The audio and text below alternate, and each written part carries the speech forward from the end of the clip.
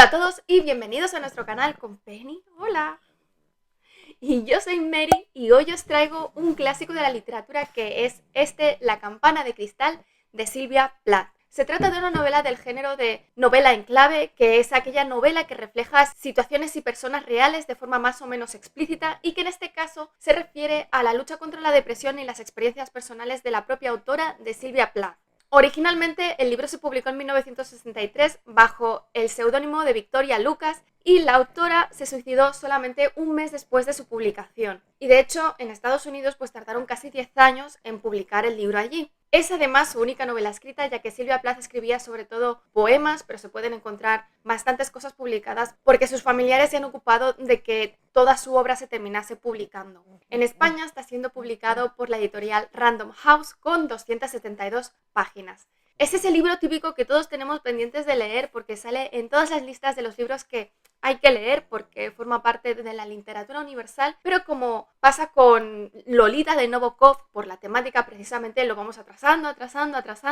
y eso es algo que a mí me pasaba. Precisamente por esta temática tan concreta y tan enlazada con la vida de la autora, voy a hablar de lo que pasa en el libro enlazándolo con la vida de la autora, por lo que habrá spoilers de todo el libro, pero es que la magnificencia de este libro precisamente es cómo está escrito y cómo va describiendo la depresión, cómo va cayendo en la depresión la protagonista. Así que, bueno, si queréis verlo, lo veis, y si no, pues no. La reseña en sí, es decir, la explicación detallada solamente tratará un tercio del libro, pero no tiene sentido hacer este vídeo sin tratar la temática en su globalidad y precisamente por eso pues hablar de otras cosas que suceden. La novela está escrita en primera persona subjetiva por la protagonista Esther Greenwood, que es una chica de 19 años que al inicio de la novela está teniendo pequeños indicios de depresión clínica, pero que nadie detecta, ni siquiera ella, porque es algo de lo que no se hablaba. Y a lo largo del presente de la protagonista, es decir, del tiempo de narración, hay a la vez pequeños flashbacks al pasado de Esther, pues para explicar cosas importantes de su vida que nos pueden hacer pensar que son las razones que la han llevado allí, aunque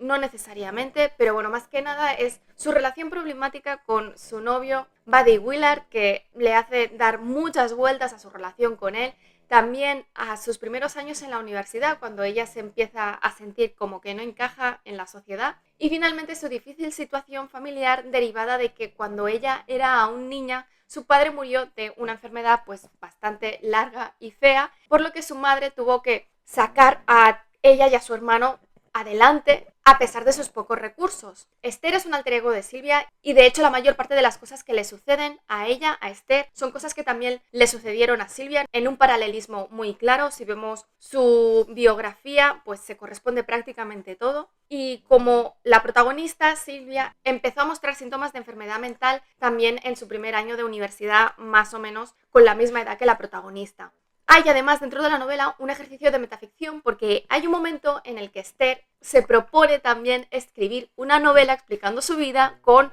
una protagonista que tiene un nombre diferente, pero que también vivirá los acontecimientos que ha vivido ella en su propia vida. Dado que los acontecimientos transcurren a principios de los años 50, los diagnósticos y los tratamientos de este tipo de enfermedades, especialmente de la depresión, pues eran muy pobres y estaban muy en pañales, por lo que ni siquiera se sabe con exactitud qué enfermedad tenía Sylvia Plath, sí, porque se dice que es depresión clínica, pero otros expertos dicen que quizás no era depresión clínica y que tenía trastorno bipolar. Y en cualquiera de los dos casos de estas dos enfermedades que se cree que tenía, son enfermedades endógenas, es decir, se llaman depresiones mayores porque no dependen de los acontecimientos que le pasen en su vida, sino que hay un desequilibrio en la química de su cerebro que simplemente hace que se deprima. Es algo que ella no puede controlar de ningún modo y precisamente como no se debe a acontecimientos que suceden en el exterior, son difíciles de tratar porque realmente no hay algo exterior que le esté provocando esta enfermedad. Incluso hoy en día este tipo de depresiones son las más difíciles de tratar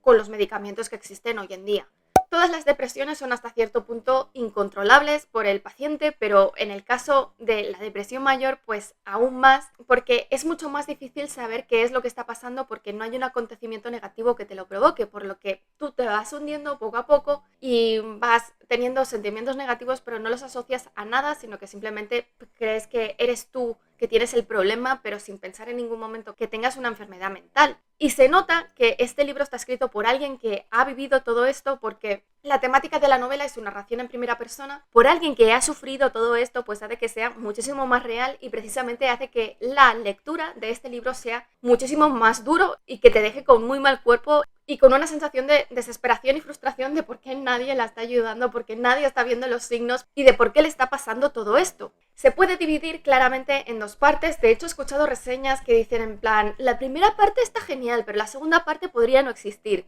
Bueno, eso es no querer ver el libro en su globalidad. Por eso es tan importante hablar del libro en sí en esta reseña. En la primera parte, Esther está intentando disfrutar de su vida y en esta parte pues empiezan a aparecer pequeños signos de depresión, pero que necesariamente no los tenemos que detectar si no sabemos identificarlos. Y además está dominado esta parte pues precisamente por elementos cómicos y entretenidos, por lo que no lo terminas de identificar con la temática de la novela. Y no es hasta la segunda parte que la vida de Esther pasa a estar completamente dominada por la enfermedad y por la depresión. Y es que la novela trata precisamente de mostrar dos elementos muy importantes. Por un lado, el punto de vista de la persona enferma, es decir, la desesperación de Esther, que no entiende inicialmente qué es lo que le está pasando, por qué siente lo que está sintiendo y que cada vez se va hundiendo más y más en su depresión, inicialmente sin ni siquiera darse cuenta y sin que nadie la comprenda o la quiera ayudar hasta que no es demasiado tarde, que es algo que se ve también hoy en día y ello a pesar de que todo esto está mucho más evolucionado, pero siguen habiendo problemas para el tratamiento de este tipo de enfermedades mentales y de la comprensión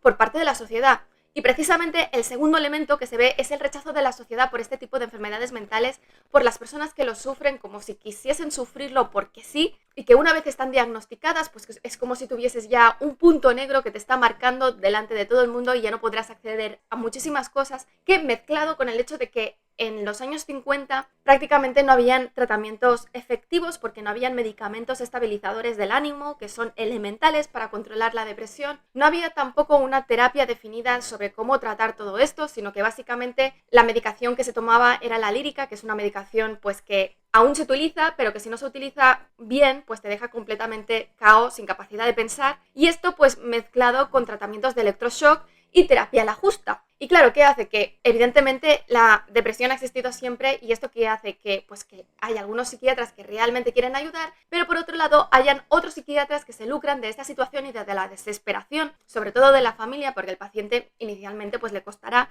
ir a terapia y además, y esto se da especialmente en países como Estados Unidos, o sea, en los que no existe una salud pública, aunque aquí en España la salud mental tampoco es que esté demasiado bien tratada, y hay una diferencia abismal en los años 50 en los tratamientos que te puedes encontrar en una clínica del Estado que no tiene ningún tipo de financiación real, pero que en algún sitio se tienen que aparcar las personas que sufren todo esto, y en una buena clínica en la que te tratan bien, en la que sí, tendrás tratamiento de electroshock y tendrás medicación que irás hiperdrogado, pero por lo menos estarás bien tratado. Pero en cualquiera de los dos casos, los tratamientos eran sin duda cuestionables porque no existía toda la maquinaria que existe hoy en día para superar estas situaciones. Es por ello un gran estudio psicológico de cómo la enfermedad se va adueñando poco a poco de la mente de la persona que la está sufriendo, en este caso de Esther, cómo empieza con pequeños pensamientos negativos en los que no quieres hacer las cosas que antes te gustaban muchísimo, pero que cada vez te ves menos capaz de hacer las cosas,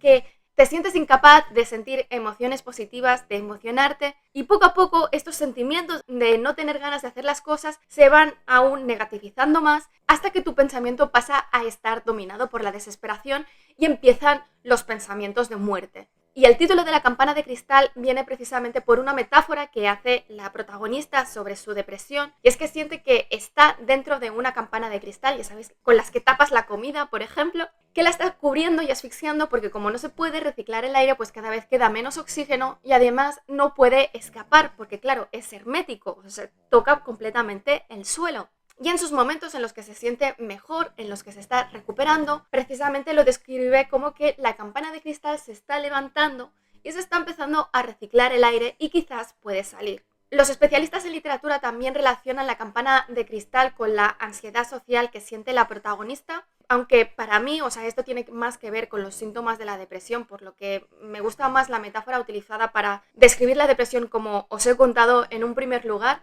Y es que en el principio del libro la protagonista lo que dice es que durante su infancia y el instituto ha sido una serie de éxitos, de sacar las mejores notas, de conseguir las mejores posiciones en las becas y que eso le ha permitido ir a una buena universidad femenina a través de una beca y que se siente como que hasta entonces en realidad había estado consiguiendo engañar a la gente, haciéndolos creer que era competente e inteligente, pero que en realidad es mediocre y tonta. Y estos sentimientos de sentirte desplazado o de no sentirte capaz de hacer las cosas que antes sí podías hacer, no deja de ser un síntoma de la depresión. Pero bueno, es cierto que sí que se puede interpretar en este sentido de que es una campana de cristal que te está asfixiando y que es la presión social que le está provocando todo esto. Además, cuando llega a la universidad es cuando empieza a estar en desacuerdo con las expectativas sociales que la sociedad tiene hacia ella para que cumpla con su rol femenino, es decir, que sí, haces tus estudios, pero realmente no podrás llegar a trabajar de ello porque te tendrás que convertir en una ama de casa y cuidar de los niños y hacer todo lo que te diga tu marido.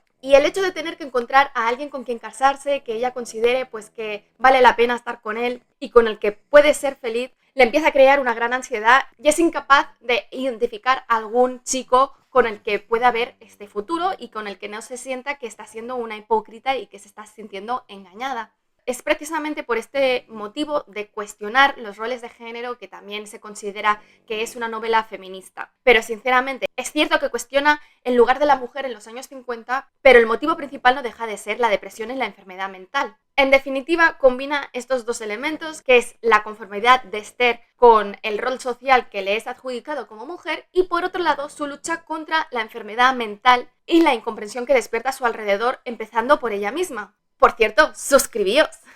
Y ya yendo a la reseña en sí, la novela empieza en 1953 con la protagonista de 19 años, Esther Greenwood, que es una chica que proviene de los suburbios de Boston y que está estudiando en una universidad femenina gracias a haber ganado una beca por sus estudios de una famosa escritora de novelas rosas, Filomena Guinea, que digo yo que no será su nombre real, sino que será un seudónimo. Poco antes de la acción, ha ganado también, junto con otras 11 chicas, una pasantería en una de las revistas de moda más importantes de Estados Unidos, que está ubicada en Nueva York, con todos los gastos pagados. Están todas las chicas allí viviendo en un hotel bueno, o sea, de 4 o 5 estrellas, y a la vez están trabajando y disfrutando de todos los acontecimientos que la revista les organiza. Al inicio de la novela, Esther, de hecho, ya lleva unos meses viviendo en Nueva York y le quedarán, pues, yo qué sé, una semana, 10 días. A pesar de que esto es un gran paso para sus ambiciones y la carrera con la que ella siempre ha soñado, porque siempre ha querido ser escritora y dedicarse al mundo editorial, se ve incapaz de sentirse excitada y estimulada por el trabajo en Nueva York, a pesar de que ve en su jefa un ejemplo de la mujer en la que se quiere convertir, una mujer independiente, muy inteligente, que tiene su propia vida, que tiene a otras personas por debajo suyo y que,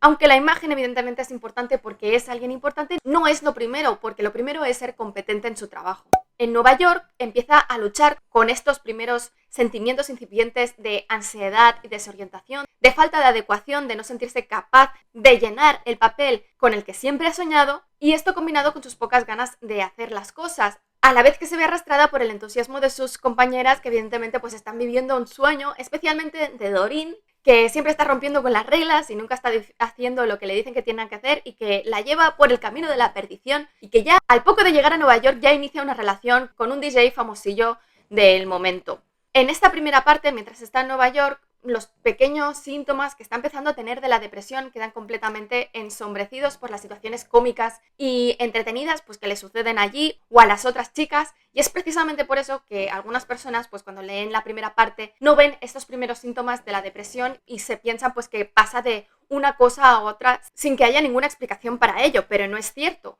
Además, estos pequeños momentos pues, cómicos también se van combinando con momentos tensos y de gran ansiedad por el hecho simplemente de ser una mujer en los años 50 y de estar en Nueva York, que se te acerca un hombre y no sabes lo que va a pasar. Asimismo como las recriminaciones de su jefa a medida que va bajando el rendimiento porque le dice que no se está esforzando. A pesar de todas estas estimulaciones, no solamente no consigue animarse, sino al contrario, cada vez tendrá más problemas para conseguir salir de la habitación, para ir a trabajar, para hacer las cosas, para divertirse, e incluso pues esta falta de interés le llevará incluso a ponerse en peligro por seguir a Doreen en sus aventuras, que no quiere ir sola, pero tampoco se preocupa de ella una vez está allí. Otro aspecto que destaca ya en esta primera parte es su desencanto con los hombres y su aparente incapacidad para conseguir conectar con nadie ya en su momento cuando empezó en la universidad, cuando aún no estaba con su novio. Y de hecho dice que nunca conseguía tener una segunda cita con nadie, que nadie se interesaba por ella. Y estos fracasos no hacen sino que acentuar los problemas que tiene con las expectativas de su rol femenino de convertirse en una ama de casa y cuidar de su familia. Y esto se acentúa cuando poco antes de esta pasantería en Nueva York sufre un desencanto con su novio de entonces, Buddy Willard,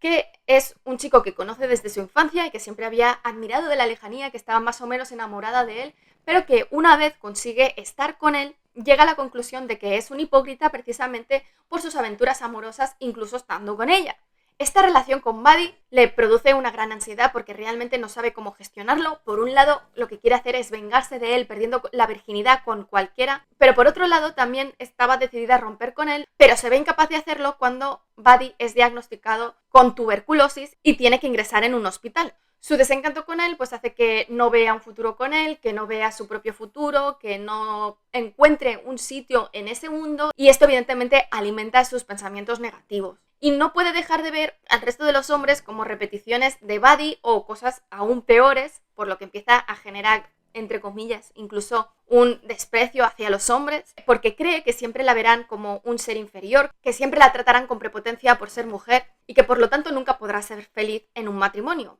A partir de este punto, los pensamientos negativos de Esther cada vez serán más dominantes y la paralizarán en más ocasiones, y poco a poco se irá viendo arrastrada por esta enfermedad que por un lado no comprende ella ni comprende la sociedad, hasta que finalmente su mundo estará dominado por ella. Y eso es todo, espero que os haya gustado. Si habéis llegado hasta aquí, si es así, dadle al like, dejad comentarios que ya sabéis que siempre los contesto. Si no estáis suscritos, suscribíos y sobre todo dadle a la campanilla para que YouTube os avise de cuando cuelgo nuevos vídeos, que ya os aviso que dentro del ámbito de la literatura los siguientes libros van a ser La saga de los habitantes del aire de Holly Black, Fahrenheit 451 de Ray Bradbury, Gusanos de Dune de Brian Herbert y Kevin J. Anderson, y en el ámbito de los cómics, aparte de Los muertos vivientes, el primer volumen de Hellblazer guionizado por Garth Ennis y el cómic de Daredevil El hombre sin miedo guionizado por Frank Miller y dibujado por Romita Jr. Nos vemos en el siguiente vídeo.